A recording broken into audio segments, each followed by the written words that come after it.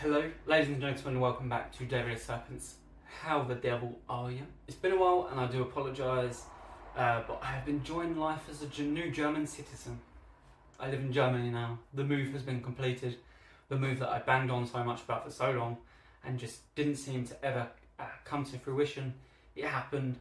Been enjoying some well-deserved time with my wife, going to theme parks, lots of good food, concerts.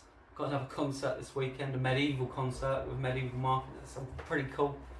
I've just been having a great time and indulging myself, but the time of rest and indulgence is over.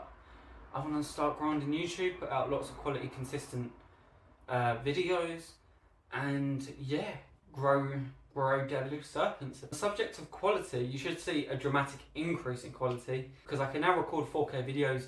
Not that every video is going to be 4K, but even the 1080p videos are going to look so much better. Look at this lighting for starters. I'm not stuck in the little summer house that was converted into a dark snake shed. The lighting in that thing wasn't great.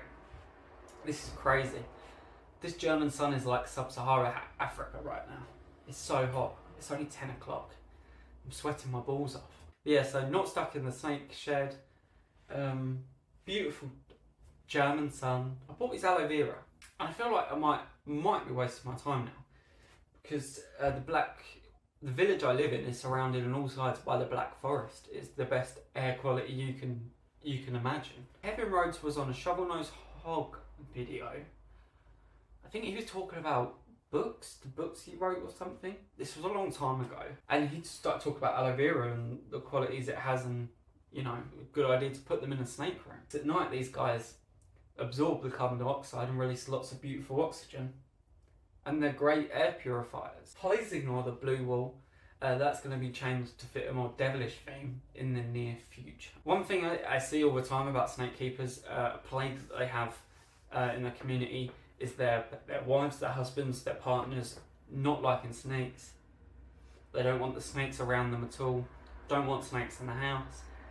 And it's like a barrier every time you want to move your hobby forward or something, is that partner. I just don't have that. My wife has fallen in love with the snakes, which is brilliant. Especially Squashy. I feel like Squashy isn't my snake anymore. Squashy's her snake that I just feed. I'm not complaining at all though. And how are the snakes? They're doing fantastic. I don't know what it is, whether it's just the beaming hot light that comes through in the day, the richer air quality, or the altitude, where it's such a high altitude here on top of the mountain. They haven't missed, none of my snakes have rejected a single meal since I moved here. They have been good as gold. Also, I have a lot of free time on my hands. I'm waiting for my work permit, which is basically my visa to let me stay here permanently. I can't apply for a job before I get this work permit. So all I have is free time. These hoggies have never received so much care and attention in their lives. I think they're probably sick to death of me at this point. So let's do it snake by snake. Squashy is still Squashy. With her suspected neurological issues and gland blockages, but we keep on top of it and she is thriving. Like I said, she's my wife's favourite and often cuddles with her, watching TV in bed. Astrid, my first ever snake and now my biggest female, is a powerhouse of a feeder. She death rolls and chases mice before I have a chance to get her lid off properly. I've been conscious about her gaining too much weight because obesity is a problem that plagues the hognose community because it is so easy to do. So I've been really cautious and, you know, kept that at the forefront of my mind. So at 3 years old, she is going to hit 300 grams. I cannot think of a more ideal age to weight ratio for a hognose snake at such a healthy, steady incline. Cersei, the mother of my first ever clutch last breeding season, is doing well. She's starting to relax a little bit. She still has her moments like any hognose. Even Squashy has her own moments of being a little disobedient teenager. She still refuses to eat in front of me, but she's never rejected a meal that's been drop fed and once you leave her alone. Still hasn't recovered to the weight I had her for her breeding season, but I'm beginning to suspect that that's actually due to me beefing her up for breeding season, and that her natural weight is just she is a smaller female naturally, She's perfectly healthy. She eats the same pattern as Astrid. She just doesn't really want to chuck on much more weight, which I have no issue with. She's perfectly healthy and she's doing absolutely fine. Loki, my little red-eyed devil, is still the drama queen. My cute little lad, who is the oldest and smallest of my collection, he's still jizzing everywhere. It just hasn't stopped. Since he paired up with Cersei last year, he hasn't stopped jizzing. In his bowl, on the walls of his rub, in my hand from time to time, he'll just jizz. But yeah, he's doing perfect. He doesn't change much. He's the smallest male ever. He's 7 years old now. Well, 6.5, 7 years old. Lastly, Vlad. Vlad is a lot more chilled out. It's taken a lot of work with him. I suspect he come from a very dark, blacked out racking system, very small space, because he hates open spaces, he hates daylight, and he hates humans with a passion. But after 2 years of work with him, he's starting to warm up a little bit, and he hides probably about 80% of the time. But when he does come out to adventure and he sees me, he doesn't freak out anymore. He's just like, oh, okay, that's cool. Which I'm so happy with its progress. Very excited to breed him with Astrid next year, and hopefully we get some Arctic toffees. You might remember me having more snakes than 5, and that's because I did have double digits at one point. But the original person I was in partnership with doing the snakes got out of the hobby and took his half of the snakes.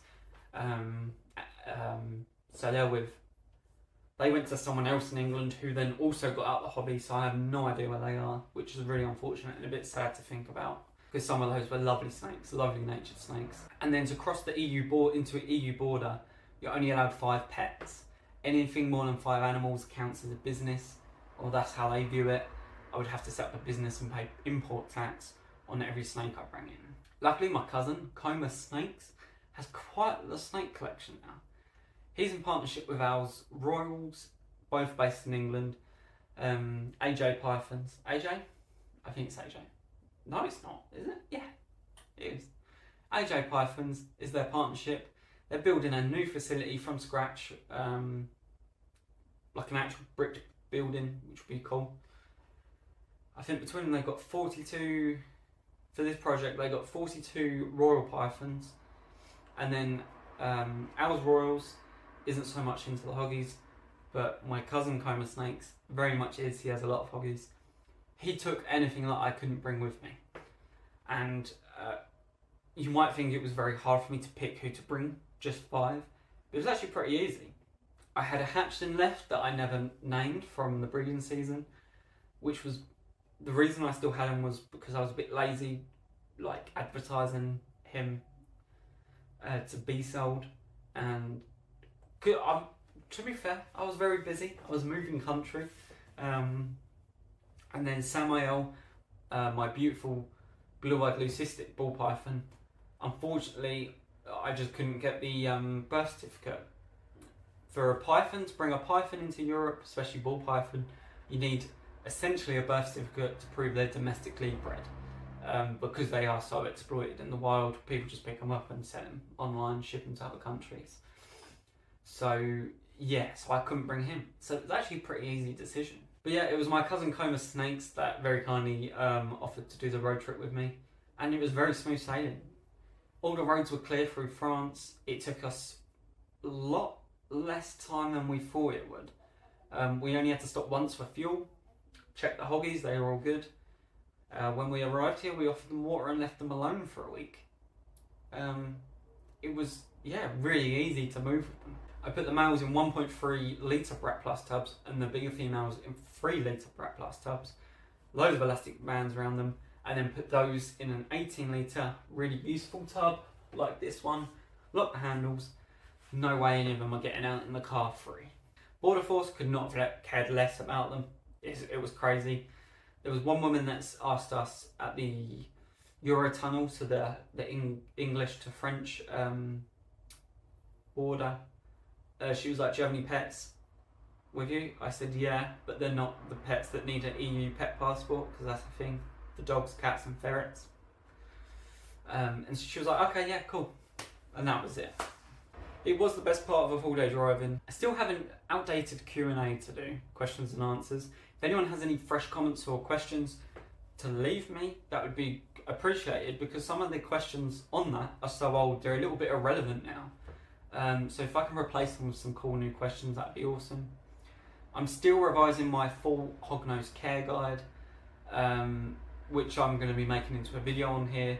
It's going to be a very long video, and I don't expect anyone to watch it the whole way through, but it will be bookmarked, so if you want to know specific information, you can come back to this video and have a look and be like, oh, okay, that's cool. Videos will come almost weekly on the channel, I hope.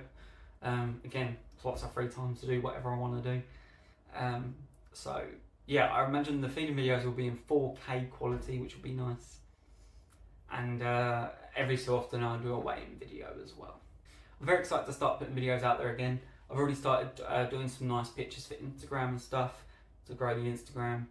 And yeah, I hope you guys enjoy some of the content that's going to be coming out soon. See you later.